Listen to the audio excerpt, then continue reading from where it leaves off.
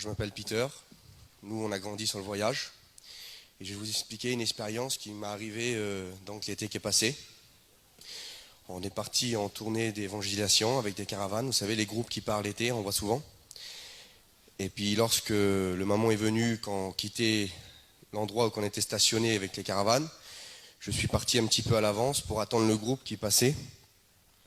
Et lorsque je me suis stationné sur un petit parking, un aire de repos, on s'est stationné à 2 caravanes et puis ma femme était garée derrière moi avec une voiture. Et puis moi j'avais mon fils avec moi à l'avant dans le fourgon. Et là, au moment qu'on devait quitter cette voie de stationnement, il y a une voiture qui a perdu le contrôle de son véhicule et a tapé à plus de 100 à l'heure dans la voiture qui avait ma femme à l'intérieur.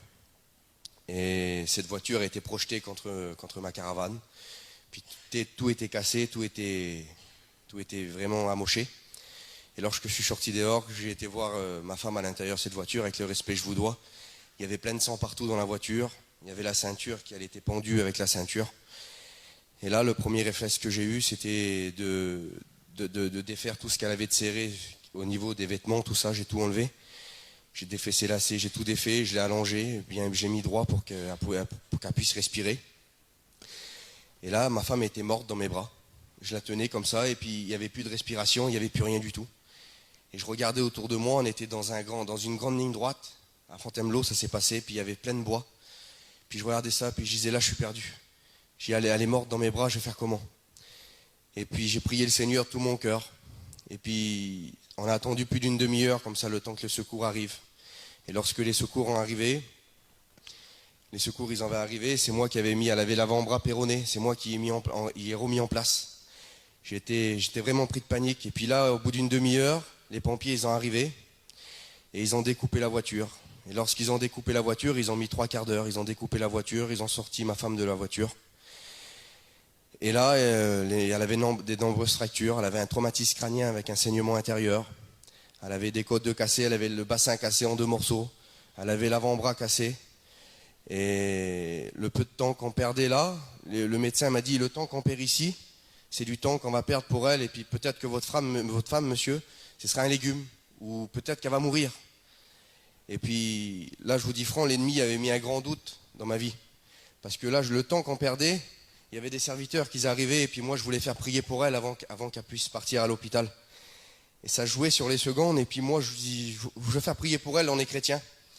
Et puis les serviteurs sont arrivés, ils ont prié pour elle.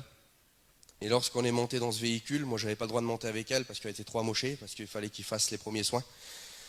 Je suivais derrière avec une voiture et lorsqu'on suivait l'ambulance, je vous dis franc, je voyais les médecins qui bougeaient, qui faisaient des soins. Je disais là, le temps qu'on arrive, il y avait 70 km.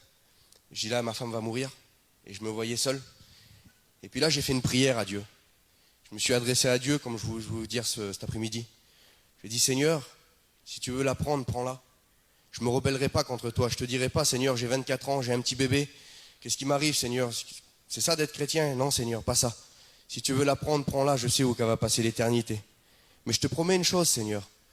Si tu me la laisses encore un peu, ben je te promets que je travaillerai davantage pour toi. Et c'était ma prière à moi, ça.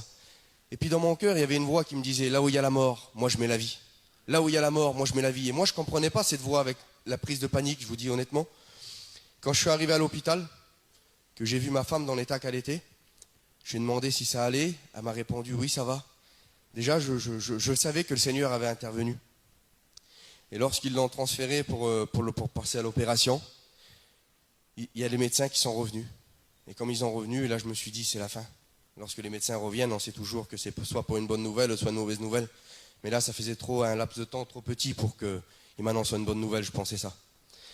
Et là, comme les médecins sont venus, ils m'ont dit, monsieur, on ne comprend pas ce qui se passe. Monsieur, qu'est-ce qu'il y a? Expliquez-moi. Ben, monsieur, sur ce papier qu'on a là, votre femme, c'est une femme qu'on ne pouvait rien faire pour elle. C'était une femme qui avait de nombreuses lésions, on ne peut rien faire. Et là, elle n'a rien du tout, monsieur. Et là, les médecins, je vais vous dire avec mes mots, ils sont été choqués. Et moi, je dis, monsieur, je sais qu'est-ce qui se passe. Jésus est vivant. Et il dit, monsieur, ce qu'on ne comprend pas, c'est le traumatisme crânien avec le saignement intérieur.